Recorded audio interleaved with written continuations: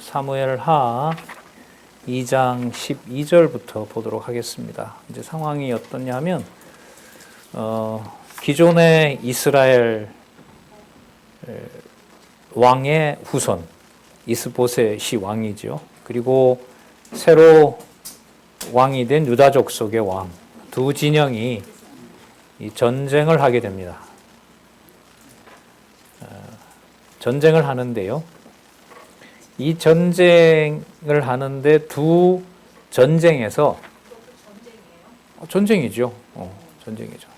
장군들이 서로 죽고 죽이니까. 저 제목을 한번 보시면요. 반역자들을 진멸한다는 주제 있죠. 저 내용하고 관계가 됩니다.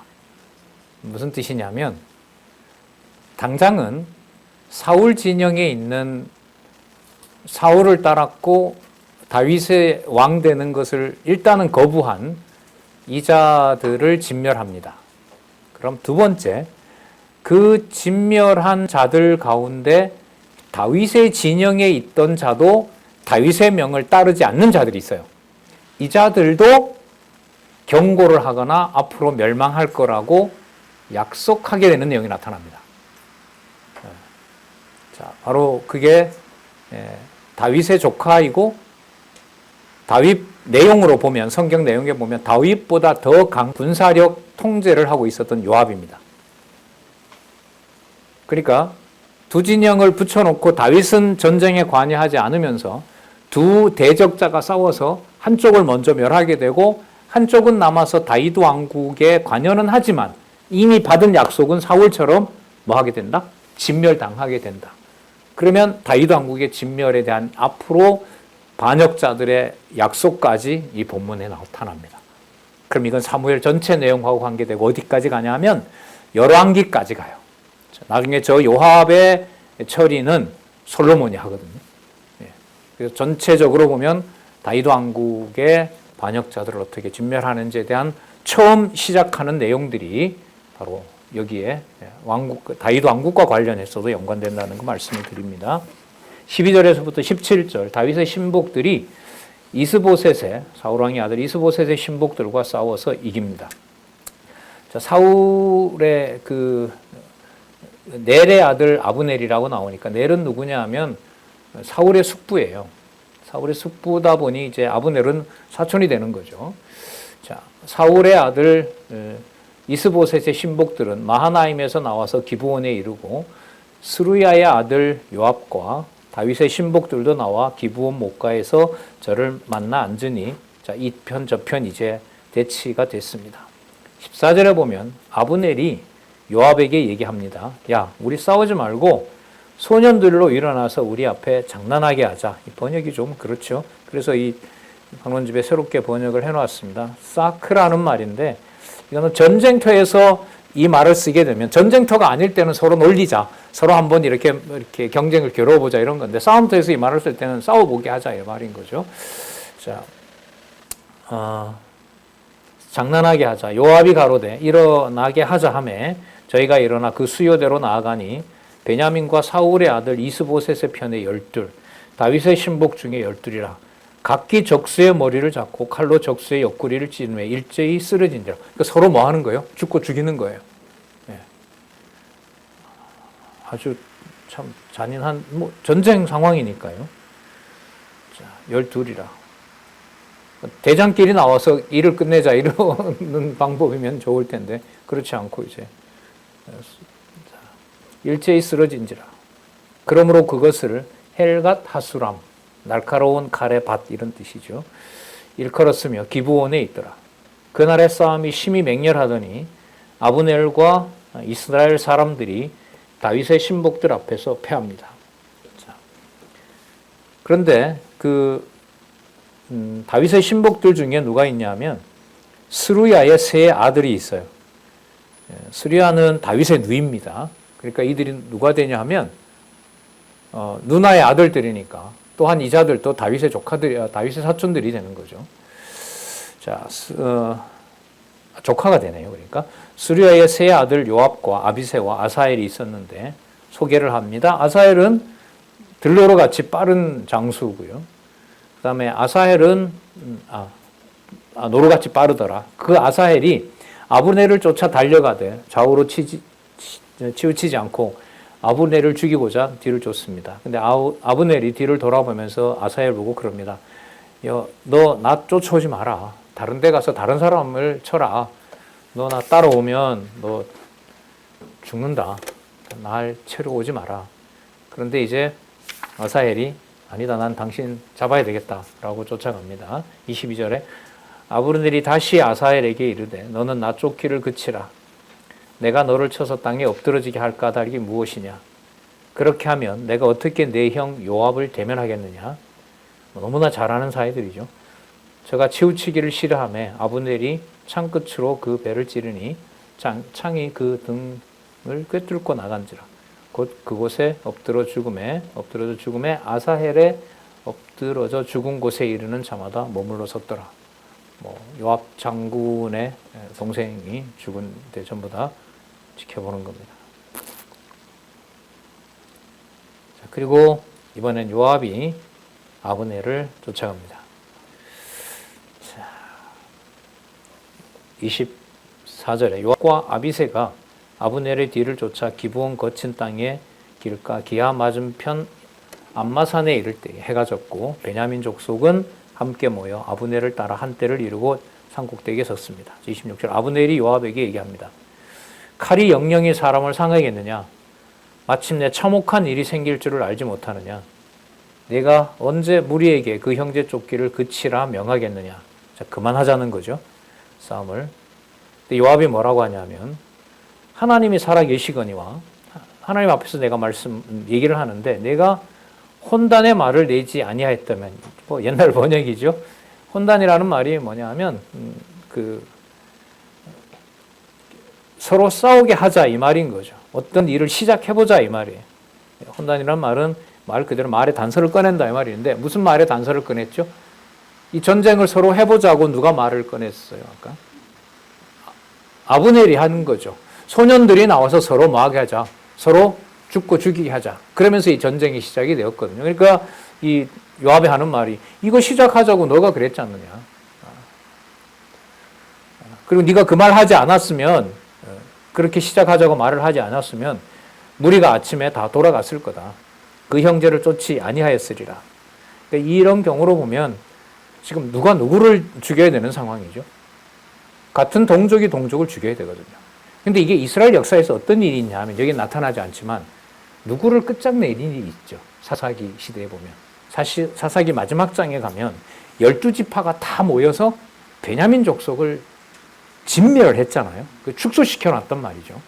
근데 그때 이스라엘 백성들이 저거 잘 죽였다라고 환호했어요. 엄청 괴로워하죠. 그리고 그 신부될 자를 막 훔쳐다가라도 장가를 보내서 종족을 퍼뜨리는 걸로 그렇게 나중에 후회하면서 전쟁을 한단 말이죠. 어쨌든 여기 그 얘기가 나오진 않지만 어쨌든 이런 경우에도 서로가 서로를 죽게 싸우는 이 일에 대해서 요압도 주저합니다. 그러나 뒤에 보면 요압으로서는 자기 동생 아사헬이죠. 아사헬에 대한 그 복수심은 여전히 여기에서도 어떻게 보면 요압의 마음이 그냥 아사헬 복수를 갚아야 된다고 하면 뭐 끝까지 쫓아갔겠지만 어쨌든 이 전쟁에 대해서는 이렇게 이제 마무리가 됩니다. 나중에 이제 복수를 하게 됩니다. 요압은. 자, 그래서 28절에 종전 나팔을 불죠. 싸움 그만하자라는 나팔을 불게 되고 서로 지역으로 돌아갑니다. 자기 진영으로. 28절에 아브넬과 그 종자들은 밤새도록 행하여 아라바를 지나 요단을 건넙니다. 비드론 온 땅으로 가서 마하나임에 이릅니다. 그러니까 요단강 동편 땅으로 가서 이제 안전한 또 어느 지역이나 유다 빼고는 전부 왕으로 알고 있기 때문에 거기에 가서 이제 진영을 짜게 됩니다. 자, 다윗의 신복들이 베냐민과 아브넬에게 속한 자 360명을 멸했다는 내용이 나타나는. 그러니까 그 전쟁에서 다윗 진영 요압이 이끄는 자들에게는 자기 동생 아사헬을 하고요. 19명, 20명 죽었고, 자, 그 다음에 베냐민 아브넬 지역에서는 360명이 죽었다라고 나옵니다. 이 내용을 왜 기록하냐면 다윗 왕국의 반역자들을 지금 진멸했다는 주제하고 연관이 되는 거죠. 자, 그리고 반역자 아브넬을 처리하는 내용이 3절에 나오고요. 3장 1절에 보면 이 말씀이 이제 연결고리로 전체 주제와 관계가 되는데, 사울의 집과 다윗의 집 사이에 전쟁이 오래매 다윗은 점점 강하여 가고 사울의 집은 점점 약하여 가니라. 그리고 여러분 2절부터 5절까지 다윗의 아내가 6명이었더라 이 말이 나와요. 이 말하고 3장 1절 말씀하고 관계가 되겠죠. 3장 1절 다음에 이 내용이 나왔으니까 어떤 관계가 있는지 한번 볼게요. 자, 쭉 읽어볼게요. 자, 2절에 보시면 다윗이 헤브론에서 아들을 낳았는데 맏아들 암논을 낳았어요. 암논은 누구 아들이냐면 아히노함의 아들이에요. 그 다음에 3절에 보면 길르압을 낳았어요. 아들입니다. 누구의 아들이냐면 그 총명한 아비가일의 아들입니다. 그 다음에 마아가라는 여인이 아들을 낳습니다. 그 유명한 압살롬입니다. 그리고 핫깃이 낳습니다. 그 유명한 아도니아입니다. 그 다음에 스바다를 낳습니다. 누구냐면 아비달입니다. 아비달은 여기 처음 나오는 것 같아요. 아비달이고요. 그 다음에 이드로암을 낳습니다. 에글라의 소생입니다. 그러니까 6명의 아내가 생겼습니다. 거기다 플러스 누가 있어야 되죠? 미갈. 그리고 또 한 명 있어요. 나중에 예루살렘에 가서 충직한 부하를 죽이고 빼앗은 밧세바라고 아시죠? 우리아의 아내 밧세바. 그 성경에 보면은 어쨌든 이렇게 나오고 더 훨씬 많아요.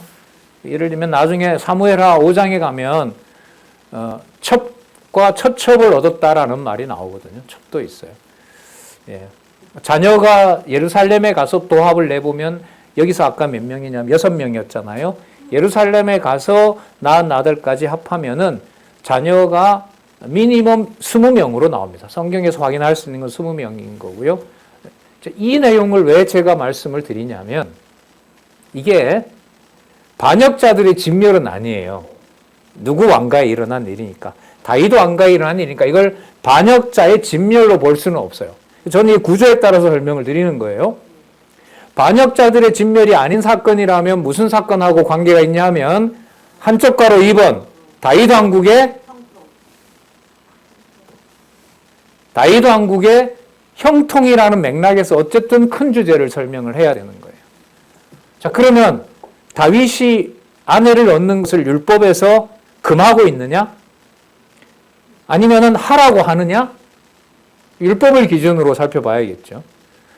자, 아내를 많이 얻는 법은 하나님께서 사무엘에게 사울을 왕으로 세울 때 세상의 법, 왕의 법이 어떠한지를 알려줬어요. 누구 중심으로? 여호와 섬기는 중심이 아니에요. 왕이 좋은 대로 사람을 마음대로 부리고 징집하고 자기가 그야말로 아내를 얻고 하는, 그래서 신명기에 그 말씀이 나오죠. 왕된 자는 아내를 많이 얻지 말라. 그 아내를 얻지 말라가 아니에요. 많이 얻지 말라고 나옵니다. 그리고 율법에 보면 첩을 허용합니까? 하지 않습니까? 첩을 허용합니다. 그리고 둘째에 번째로 얻은 여자가 마음에 들다 하더라도 그가 장자가 될 수는 없다. 그런 법들이 있어요. 그래서 다윗이 아내를 얻은 사건은 율법의 기준으로 보면 어긴 것도 아니고 율법을 준수한 것도 아닙니다. 하지만 아내를 많이 두지 말라고 하는 그 법을 많이도 어디까지인지는 사실 모호합니다. 그 아들에 대하면 약과예요. 솔로몬은 아내가 700이고 첩이 300입니다. 공식적으로 열왕기에 보면. 그런데 기왕 나왔으니 역대기에 가면 솔로몬의 타락과 부패 과정을 역대기는 거의 다루지 않습니다. 열왕기에서만 다뤄요. 그 말은 뭐냐 하면 저 제목 때문에 그럽니다. 다윗 왕국의 형통. 왕국의 형통은 왕자들이 한 명 있는 것보다 6명이 더 낫죠. 왕국의 견고함은 당시로서는 왜? 정복했을 때 그 땅을 성을 통치하는 것을 누굴 주겠습니까? 왕자에게 주는 거죠. 가장 좋은 통치 방법, 세상으로 말하면은. 그래서 지금 강론집에서는 일부 다처제 사에서는 가능한 일이다라고 여기서 했고, 다윗의 욕심으로 세상 왕의 욕심을 낸 것도 맞습니다. 그리고 여호와께서는 이 다윗 왕의 이 많은 후손들이 잘 아시는 것처럼 압살롬과 같은 자들을 통해서 이 많은 자들 사이에 칼날이 움직여서 그 왕가가 뭐하도록 비극에 이르도록, 물론 그 앞서서 다윗 왕이 우리야를 죽인 사건이 있었죠. 자, 그러니까 제가 이 말씀 드린 이유는 어떤 도덕적인 감정이나 그런 판단을 가지고 역사서에 어떤 평가를 한다는 것이 궁극적으로 여호와 계시 중심으로 갈 수가 없다는 말씀을 드리는 거예요. 우리로서는 개론의 제목에 맞춘 뭔가 해설을 해야 됩니다. 자, 그리고 이 맥락에서 보면 보세요. 사울의 집과 다윗의 집 사이에 전쟁이 오래되었는데 그 몇 년이 간 거라는 거죠, 이게. 적어도 2년은 훨씬 넘습니다. 이 전쟁 사이에 다윗 왕각은 흥하게 되고 사울 왕가는 멸하게 됐잖아요. 아까 다 죽었잖아요. 그 누가 남아? 이스보셋만 남은 거 아니에요? 그리고 이스보셋과 함께하는 사울 가문들을 이제 더 진멸하는 건데, 그럼 소개를 어떻게 하냐 하면 다윗은 아내를 많이 얻었고 자녀들을 많이 낳았더라. 그러면 이렇게 멸망해가는 사울 왕가와 이미 멸망한 사울 왕가와 여기서 흥하는 사울 왕가의 증거가 아내를 많이 얻고 자녀가 많이 나는 것이 대비가 되는 거죠. 그럼 저 위에 있는 뭐와 연관이 돼요? 다윗 왕국의 형통하고 관계가 된다는 거죠. 그래서 여러분, 개론 공부가 논리적 구조에는 명쾌해요. 하지만 본문을 바탕으로 여호와 계시로 이해해 가는 데는 감정적으로 따라갈 수가 없어요. 그래서 구조 공부라 하는 것은 진짜 하나님의 말씀의 권위는 구조로 봐서도 여호와 계시로 이해돼야 된다는 것이고, 두 번째는 각자 공부하는 사람들에게는 바로 이 감정을 여호와께서 믿음을 주지 않으면 성경을 생명의 말씀으로 이해할 수 없다. 그리고 그 말씀을 듣게 하고 못 듣게 하는 그 과정을, 예수님의 비유를 제가 자주 들잖아요. 딱 던져서 가져갈 자는 그냥 사단이 물어서 가버리는 거죠. 그럼 두 번째는 바위 위에다가 내려. 그럼 살 수가 없어요. 그냥 끝나는 거죠. 세 번째가 좀 유의미하죠. 세상 염려와 재리 때문에. 그러니까 너무 염려가 와도 뭐가 필요 없어요? 하나님 말씀이 필요가 없어요. 지금 이 상황에 말씀이 무슨 소용이 있느냐. 그런 마음으로 간다는 거죠. 하지만 하나님의 약속을 받은 자녀들은 30배든 50배든 60배든 100배든 그 정한 만큼 반드시 뭐가 열린다? 그 열매가 맺히게 되어 있다. 그 열매의 내용은 성령의 열매, 여호와를 아는 지식. 그걸 여호와께서 주관해 가시는 거죠.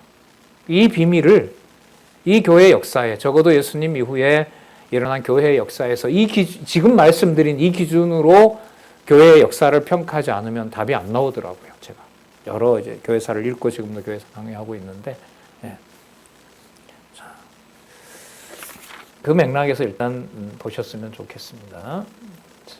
그리고 강론집은 이제 마지막에 1930에 보시면은, 자, 인간의 윤리 도덕적인 면으로 성경을 해석할 수 없다는 걸 이렇게 표현한다고 봅니다.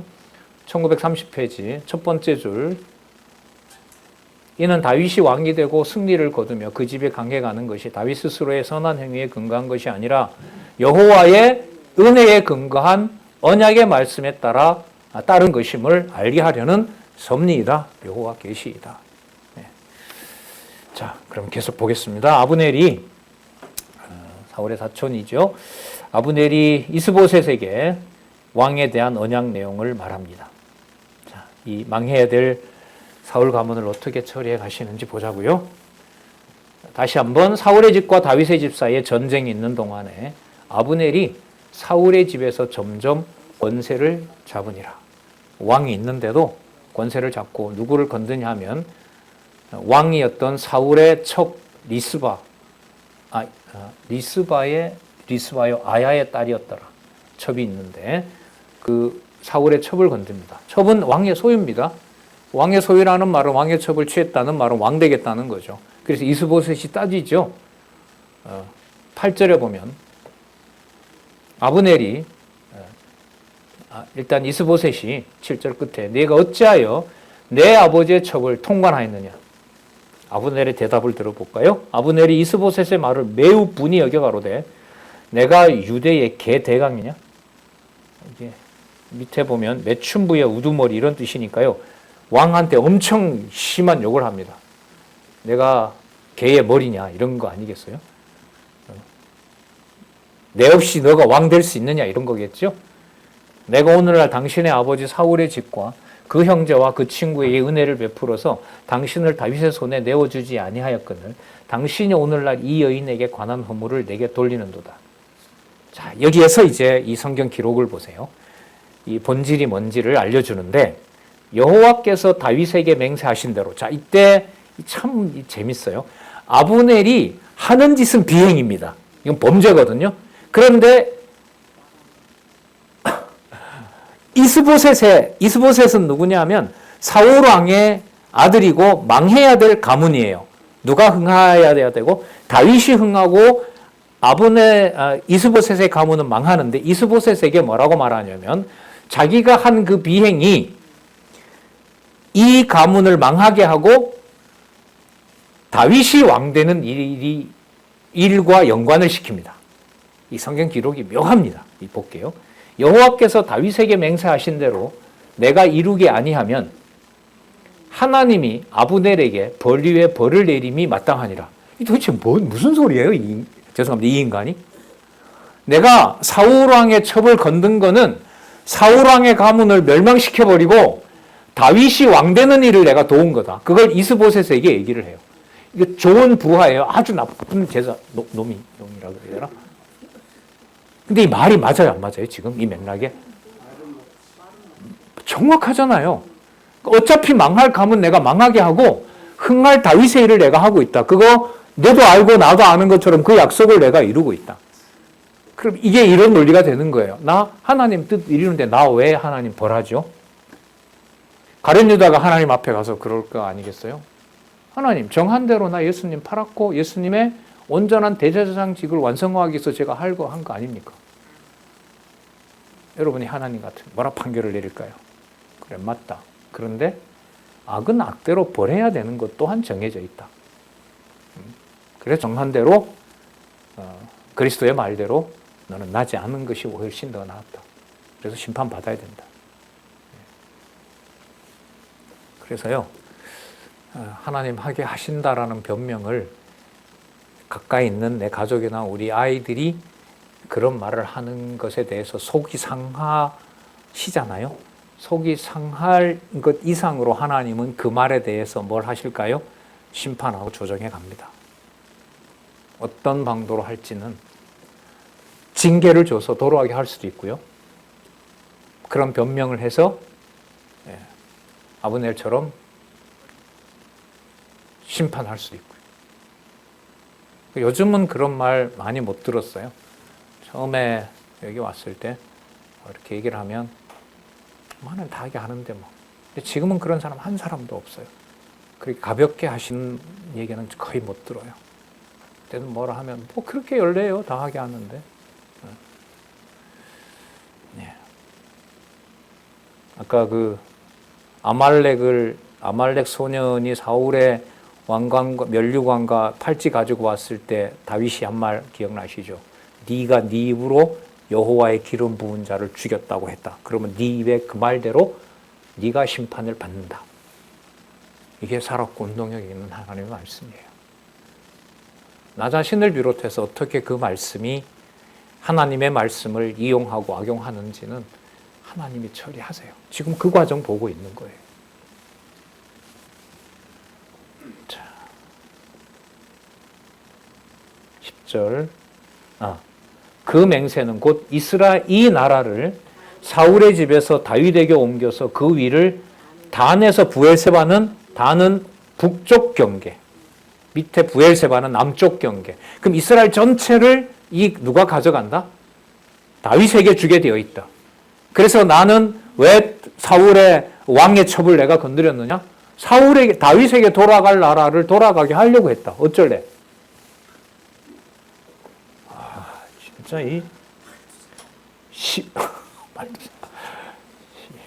우리도 이만큼 배워서요. 말은 엄청 잘해요, 우리. 능가할 사람이 없어요. 누가 우리한테 성경을 가지고 붙겠어요? 신천지 하나도 안 넘어가는데. 어제 어떤 바깥에 그 강의에 나가서 강의를 했는데, 강의 마쳤는데 청년들이 그래요. 뭐 성경 공부는 우리가 열심히 하는 건 아닌데요. 우리가 신천지에 갈 이제 감사합니다. 그래도 신천지에 갈 일이 없다고 하니. 그럼 신천지 간 사람 구하면서 삽시다. 그럽시다. 이스보셋이 아브넬을 두려워하여 감히 한 말도 대답하지 못하니라. 요 아브넬을 요 상황으로 보면 살려놓고 싶으세요? 아니면 어떻게 처리하고 싶으세요? 처리하고 싶지 않죠, 저는. 왜요? 다윗에게 나라 바치도록 잘 도와줘야지. 본인 했던 얘기대로. 하지만 악행에 대한 하나님의 심판은 반드시 있다는 사실입니다. 아브넬이 자기를 대신하여, 자 이제 실행에 옮깁니다. 아브넬이 자기를 대신하여 사자들을 다윗에게 보내어 가로되 이 땅이 누구 것이오니까 또 가로되 당신은 나로 더불어 언약을 하십시다. 내 손이 당신을 도와 온 이스라엘로 당신에게 돌아가게 하리이다. 아직은 11지파가 돌아오지 않았으니까 11지파를 다 모아서 다윗 당신에게 드리겠습니다. 13절 다윗의 대답을 보자고요. 다윗이 가로되 좋다. 내가 너와 언약하려니와 내가 네게 한 가지 일을 요구하노니 나를 볼 때에 우선 사울의 딸 미갈을 데리고 오라. 그렇지 않으면 내 얼굴을 보지 못하리라. 참 의리 있는 왕이죠. 웃으시는 의미가 뭔지. 14절 사울의 아들 이스보셋에게 사자들을 보내어 이르되 다윗이 이제 바로 이스보셋에게 연결하는 거예요. 왕이니까. 내 처 미갈을 내게로 돌리라. 저는 내가 전에 블레셋 사람의 양피 100으로 정원한 자니라. 이스보셋이 보내어 그 남편 이스보셋이 이제 사람을 보내어서 이미 다시 시집을 가서 남편의 이름이 나오네요. 라이스의 아들 발디엘, 베냐민 지파죠. 취함에 그 남편이 저와 함께 오되 울며 바우림까지 따라왔더니 아브넬이 심부름을 간 것 같아요. 아브넬이 저에게 돌아가! 라고 하니까 돌아갑니다. 여러분 이 미갈의 나중 남편 된 발디엘 되게 불쌍하죠. 잘못이 없잖아요. 사울 왕이 있을 때 사울은 미갈 다윗에게 주고 싶지 않은 거죠. 그러니까 시집을 보냈잖아요. 그래서 왕의 이제 왕가가 된 거고요. 그리고 지금 따라온 거 보면 사랑하지 않은 게 아니죠.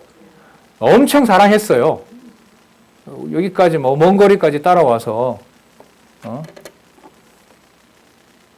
돌려 보내주세요. 제 부인이에요. 제가 얼마나 사랑하는데 막 했을 거 아니에요.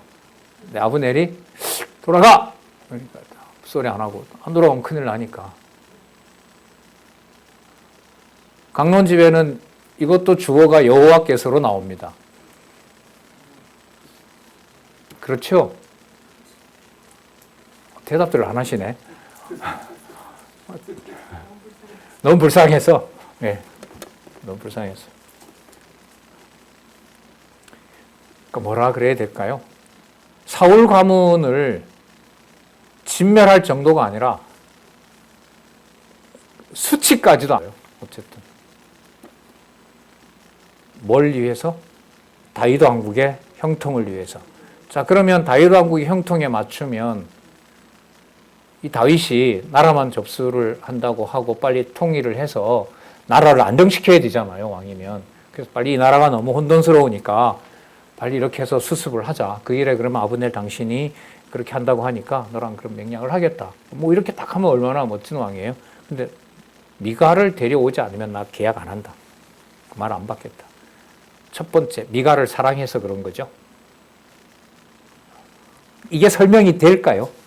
이 설명으로 제가 시작을 하면은 설명을 할 수가 없어요. 그럼 어디에 맞춰야 돼요? 아까 6명의 아내를 얻은 것과 본래 아내였지만 다시 미갈을 찾아오는 것. 이 사건을 어디에다가 연결을 해야 되냐 하면 다윗 왕국에 왜? 본문 내용이 사울 왕가는 뭐하고? 망하게 하고 있고 다윗 왕가가 형통한다고 했는데 성경은 이걸 아내들을 여럿을 두었고 미갈까지 데려와서 보세요. 다윗의 아내가 된다는 것은 누가 되는 거냐면 다윗 왕국의 왕가를 이루는 그야말로 아주 자녀들을 낳는 것과 직결되는 거잖아요. 그런 의미에서 다윗 왕국에서 형통이라고 하는 것은 어떤 의미도 포함하느냐? 억울해서 엉엉 우는 발디엘 같은 자로 있다는 거죠. 그런데 이 발디엘이 여기에서 난 다윗 죽어도 못 준다. 내가 목숨을 걸고서라도 미갈을 지켜야 되겠다라고 한다 한들 그 발디엘의 그 내용, 그 청이 이루어질까요? 안 이루어져요. 왜? 다윗이 형통해야 되니까. 이런 발디엘 같은 경우가 또한 사울이에요. 나중에 만약 하나님을 만났어요, 사울이. 하나님 하나만 좀 여쭙겠습니다. 제가 왕 된다고 했습니까?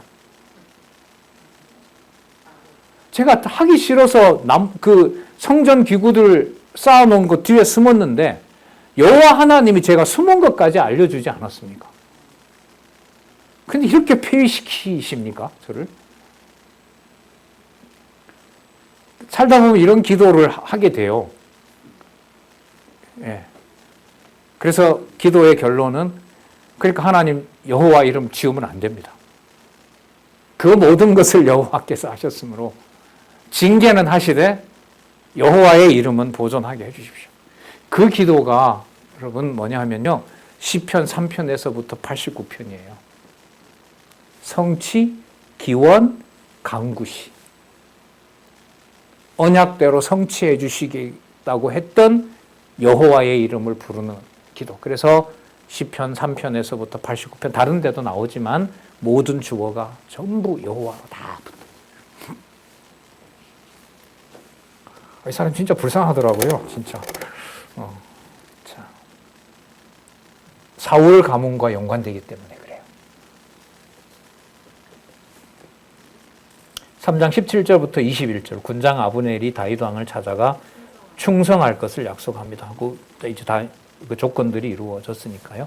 아브넬이 이스라엘 장로들에게 말하여 가로되 너희가 여러 번 다윗으로 너희 임금 삼기를 구하였으니 자, 이스라엘 장로를 다 소집했어요. 자, 이제 나라 가지고 어디로 가자? 다윗에게로 가자. 이제 그대로 하라.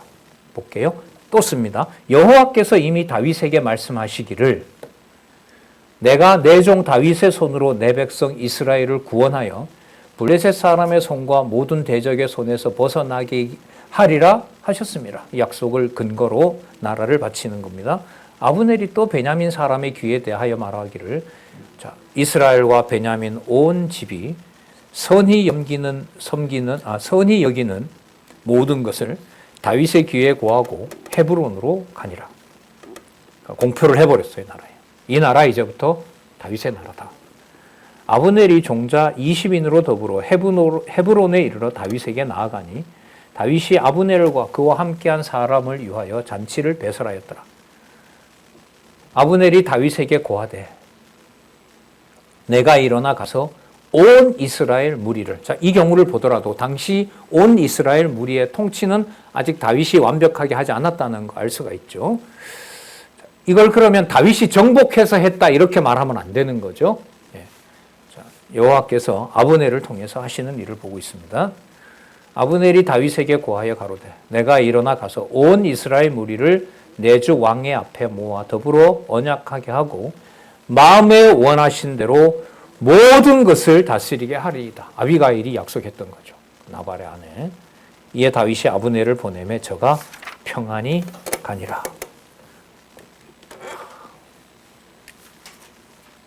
왕을 두고 자기 마음대로 처신한 아브넬의 사악함이 다윗에게 약속하신 여호와의 언약을 들먹이면서 다윗에게 이 나라를 통일하도록 하는 일을 완수하는 사람이 아브넬입니다.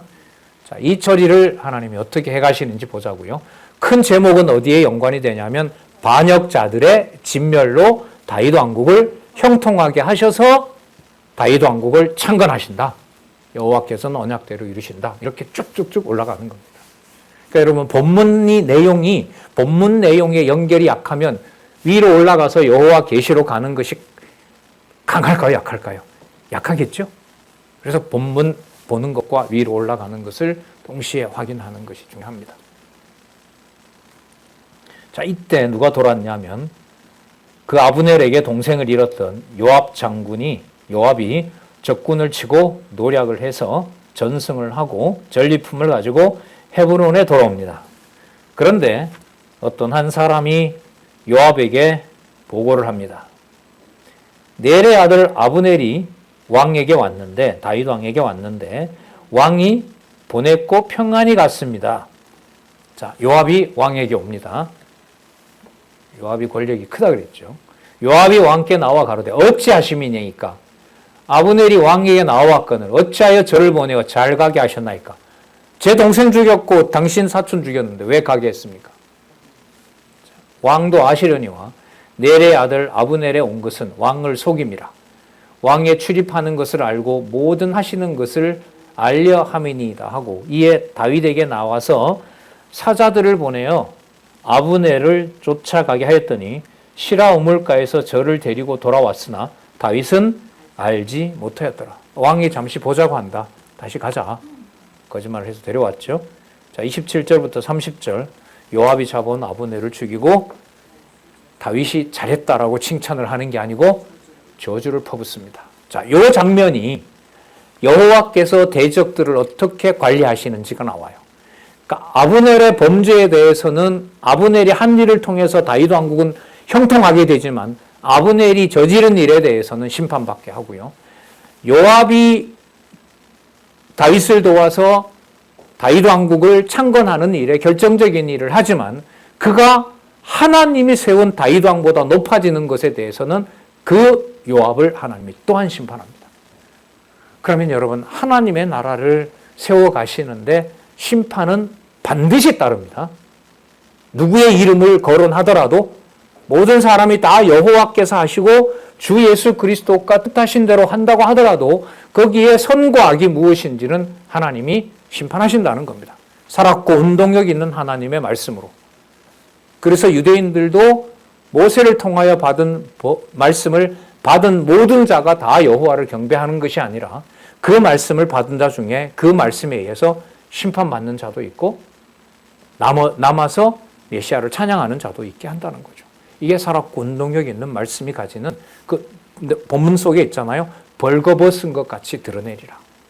관절과 골수를 찔러 쪼개기까지 하며. 그 말씀 여러분 잘 아실 겁니다. 자, 다윗에게 알리지도 않고 아브넬을 헤브론으로 돌아오게 해서 요압이 조용하게 말하는 듯이 성문으로 들어가서 27절에 배를 찔러 죽이니 이는 자기의 동생 아사헬의 피를 인하였다. 원수가 아픈 거죠. 왕의 명령이고 필요 없는 거예요. 다윗의 기름 부음 받은 다윗의 왕권도 필요 없어요. 자기 복수를 해버리는 거. 자, 28절 보겠습니다. 그 후에 다윗이 듣고 이르되 넬의 아들 아브넬의 피에 대하여 나와 내 나라는 여호와 앞에 영원히 무죄하다. 이 나라를 통치하는 한에 있어서 아브넬의 사건은 너에게 전부 돌아갈 것이니라. 이게 다윗의 저주이자 하나님의 심판이라고 할 수가 있겠죠. 29절 그 죄가 요압의 머리와 그 아비의 온 집으로 돌아갈지니라.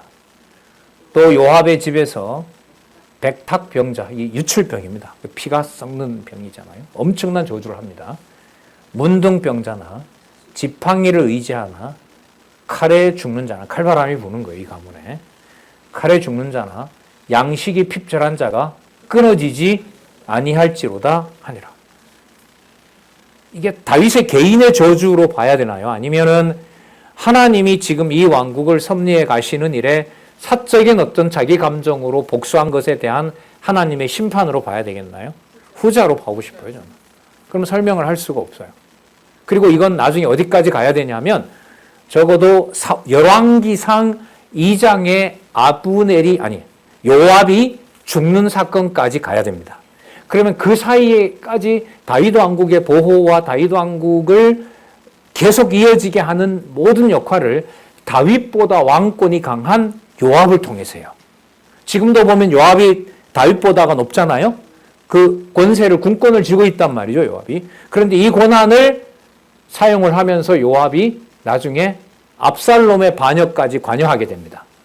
그래서 다윗 왕가를 보호해요. 하지만 그가 하는 일이 여호와를 의지하는 일이 아니라 자기가 가진 권한을 가지고 한 거기 때문에 다윗 왕가의 반역자 속에 이 사람도 결국은 들어갑니다. 그래서 저기 여러분 반역자들의 진멸 내용이 열왕기에 가도 솔로몬이 왕이 될 때 반역자 진멸 제멸이 똑같이 나와요. 그 반역자가 누가 들어가느냐? 이 요압이 들어갑니다.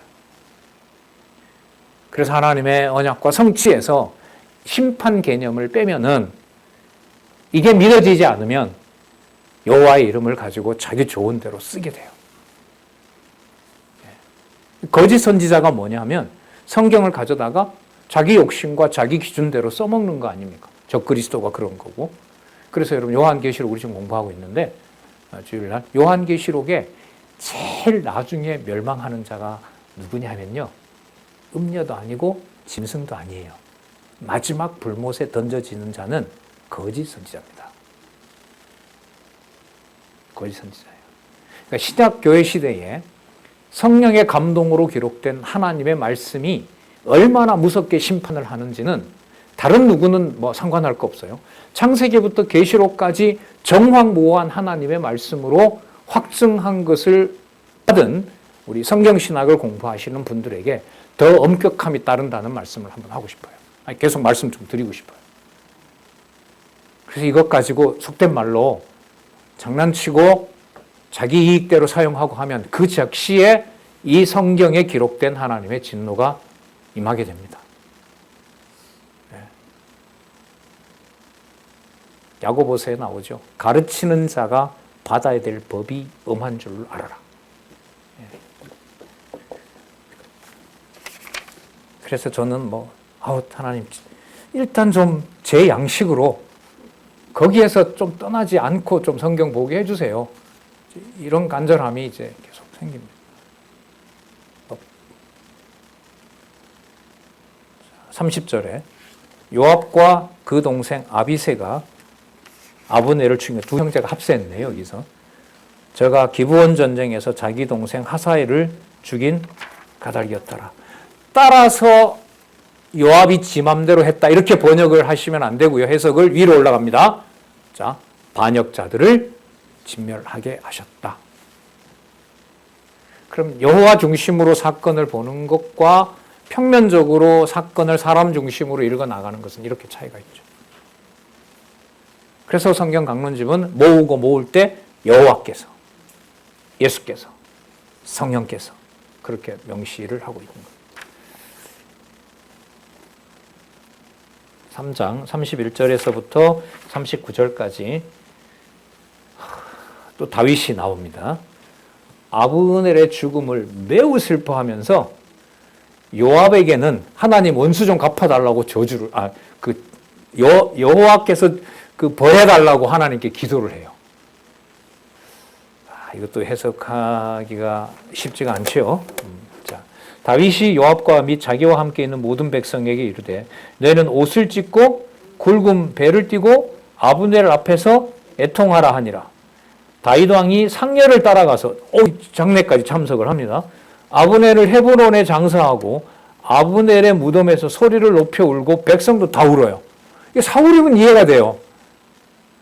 베냐민에도 이해가 돼요.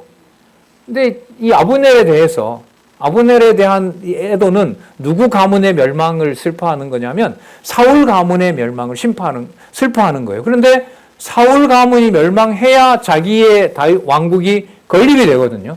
그럼 여기서 다윗이 슬퍼하는 것을 어떻게 해석을 해야 돼요? 하나님이 뜻 이루어가는 걸 별로 안 좋아하는 거 아니야, 이러면? 그래서 제가 아까 아비가일 그 본문을 자꾸 설명을 드리는 거예요.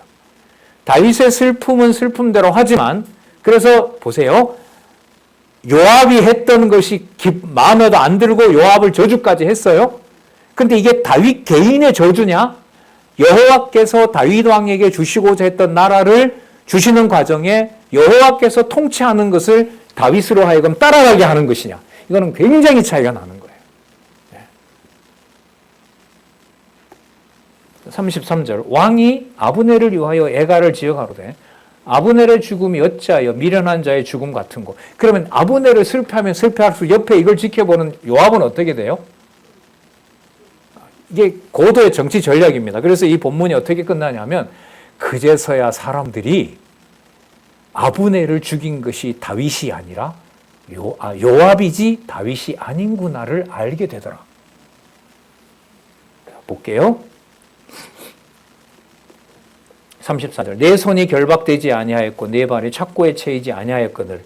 어떻게 두 눈 뜨고 당했느냐 이 말이에요. 불의한 자의 앞에서 엎드러진 같이 내가 엎드러졌도다. 그럼 여기 불의한 자식은 누가 되냐면 요압이죠. 정치적으로 보면요. 요압이 자기보다 권세가 크기 때문에 이 장례식을 이유로 해서 요압을 백성들 앞에서 그냥 저 나쁜 놈이다라고 욕하는 내용이에요. 이게. 누구를 빼면? 여호와를 빼면. 석양에 뭇백성이 나와 다윗에게 음식을 권하더니 사울 죽었을 때는 음식 굶었다는 얘기도 안 나오는데 다윗이 맹사에 가로되 내가 해지기 전에 떡이나 다른 것을 맛보면 하나님이 내게 벌 위에 벌을 내리심이 마땅하니라 하매 적어도 이건 아브넬 슬픈 게 아니고 요압 너 두고 보자 이거 같아요. 저는. 온 백성이 복고 기뻐하며 왕이 무슨 일을 하든지 무리가 다 기뻐합니다. 그 누구 편으로 마음이 다 와버려요? 다윗 편으로 다 왔어요. 그 누구에게까지? 아브넬이 데리고 왔던 이스라엘 사람들까지.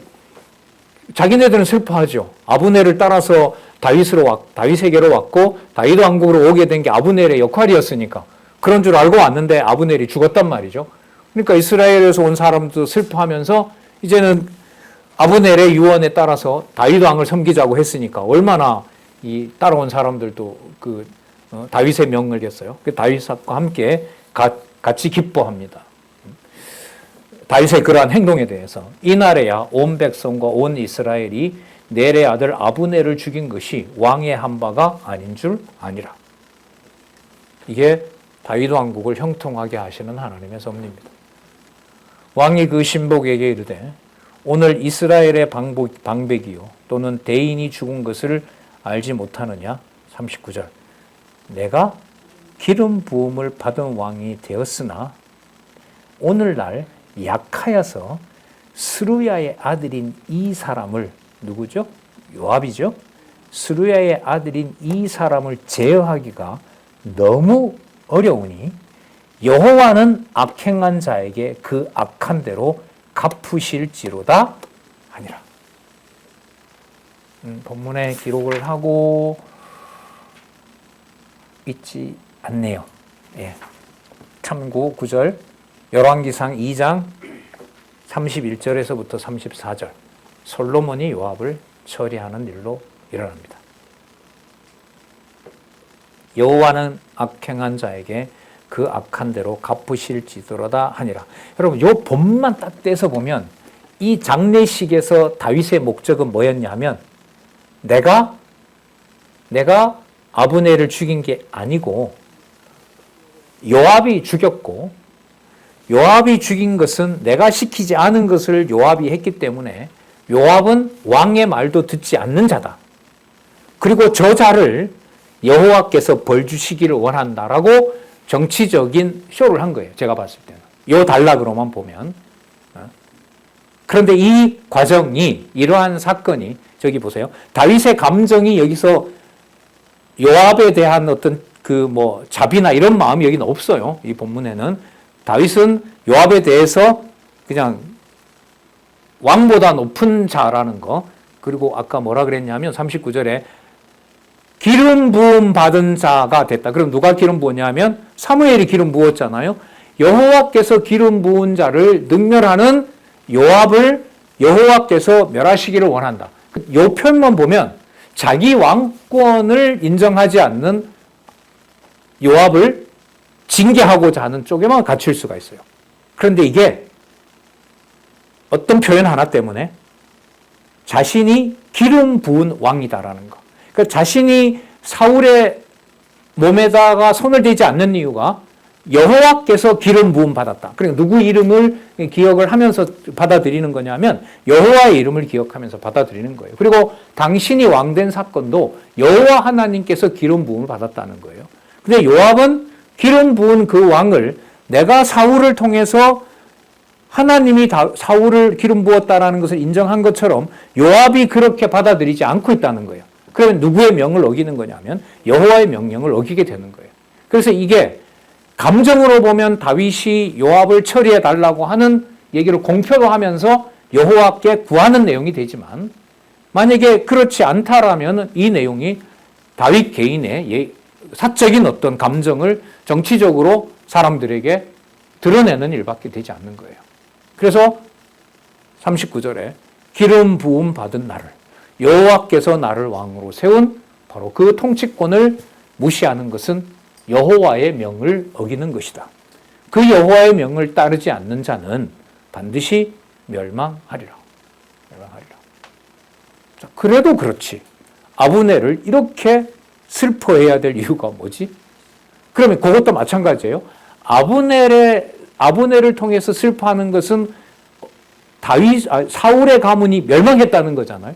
사울의 가문이 멸망했다라고 하는 사실이 온몸으로 전해지지만 그 슬퍼하는 것에 대한 그 이외에 있는 기분은 누가 약속한 대로 자신에게 왕권을 주신다?